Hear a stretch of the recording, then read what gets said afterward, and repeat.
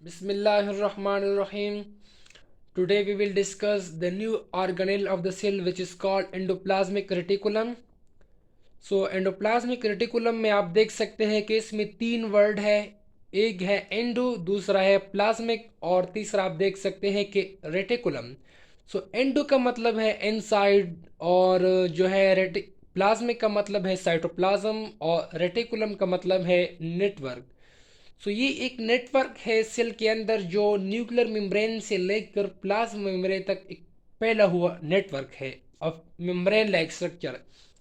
तो उसको हम इस तरह भी डिफाइन कर सकते हैं, so it is the inter connected of elongated sac like structure which extend from nuclear membrane to plasma membrane।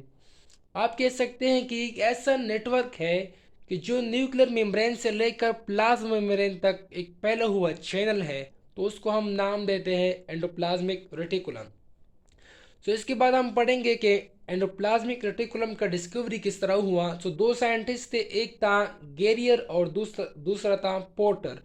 गेरियर ने सबसे पहला एंडोप्लाज्मिक रेटिकुलम को जो है ऑब्जर्व कर दिया, लेकिन बाद में एक साइंटिस्ट आ गया पोर्टर, उसने उसको एक नाम दिया जो कि हम कह सकते हैं कि एंडोप्लाज्मिक रेटिकुलम। अब इसके बाद हम देखते हैं कि एंडोप्लाज्मिक रेटिकुलम किस सेल में मौजूद है या किस में एब्सेंट है। तो आप देख सकते हैं कि हमने सबसे पहले लिखा है कि it is present in eukaryotic. जितनी भी यूकैरियोटिक सेल है, आप जानते हैं यूकैरियोटिक सेल उस सेल को कहा जाता है कि इसमें ट्रू न्यूक्लियस हो।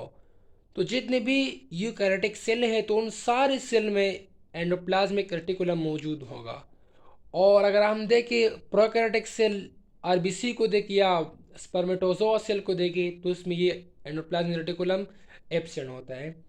और इसका साइज जो है आप देख सकते हैं कि they are vary from cell to cell, ये सेल पे डिपेंड करता है, ये इसकी वेरिएशन आता है।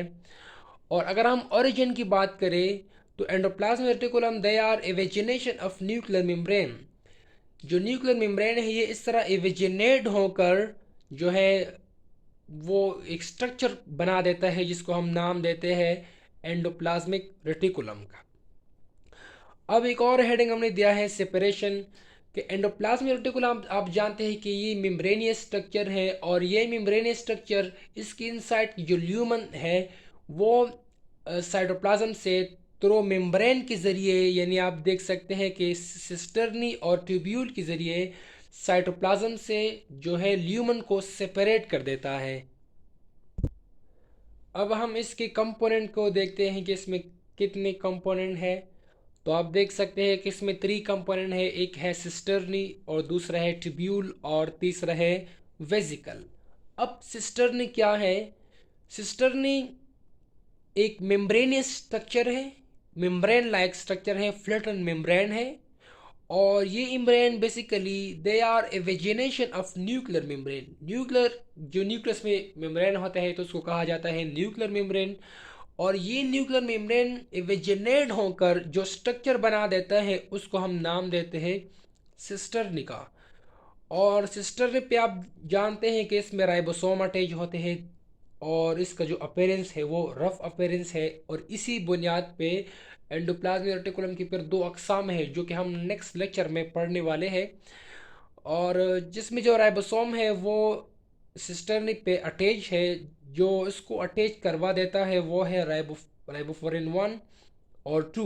ये बेसिकली एक ग्लाइकोप्रोटीन है जो कि सिस्टर्नी पे राइबोसोम को जो है अटैच कर देता है।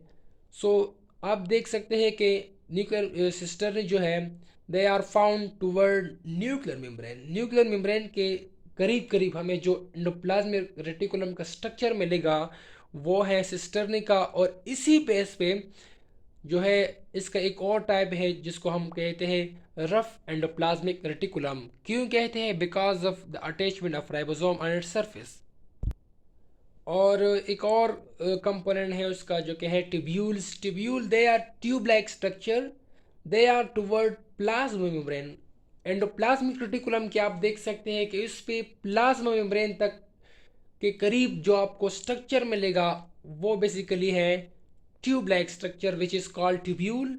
और ये स्मूथ होता है because of they don't have ribosome on its surface. तो ये स्मूथ अपेरेंस है, इसी बेस पे एंडोप्लाज्मिक रेटिकुलम का एक टाइप है स्मूथ एंडोप्लाज्मिक रेटिकुलम, जो कि हम नेक्स्ट लेक्चर में पढ़ेंगे, वो इसी बेस पे रखा गया है। दूसरा है इसका कंपोनेंट, वो है वेसिकल। वेसिकल क्या है? ये मेम्ब्रेनियस सेक लाइक स्ट्रक्चर है, एक मेम्ब्रेन है, सेक लाइक स्ट्रक्चर है, और they are close to cistern, ये सिस्टर्न की तरफ करीब होता है, और इसका काम है ट्रांसपोर्टेशन करना। मीन्स तो से कि आप जानते हैं कि रफ एंडोप्लाज्मिक रेटिकुलम का एक फंक्शन प्रोटीन सिंथेसिस है, जो कि हम पढ़ेंगे नेक्स्ट लेक्चर में। तो वो प्रोटीन को बना देता है, फिर इसी प्रोटीन को ट्रांसपोर्ट करने वाला कौन है? यही वेसिकल है। ये आप इसका स्ट्रक्चर देख सकते हैं, एंडोप्लाज्मिक रेटिकुलम का स्ट्रक्चर है, और ये न्यूक्लियर मेम्ब्रेन है, आप देख सकते हैं, या इसको हम न्यूक्लियर इन्वेलप भी कह सकते हैं। इसके करीब ही आपको जो ये रेड कलर में स्ट्रक्चर नज़र आता है, ये बेसिकली है सिस्टर्नी, और ये जो है आप देख सकते हैं, ये ट्यूब्यूल से ट्यूब लाइक स्ट्रक्चर है। ये टुवर्ड प्लाज्मा मेम्ब्रेन होते हैं, और इसी ये दो तीन कंपोनेंट थे जो हमने एक्सप्लेन कर दिए। इसी बेस पे एंडोप्लाज्मिक रेटिकुलम का एक दो टाइप्स है, उसको हम नेक्स्ट लेक्चर में देखेंगे, डिटेल के साथ देखेंगे, और फिर बाद में इन दोनों के दरमियान हम डिफरेंस को भी देखते हैं कि इसमें क्या डिफरेंस है। तो ये था हमारा लेक्चर। इसके बाद हम इसकी टाइप्स पढ़ेंगे।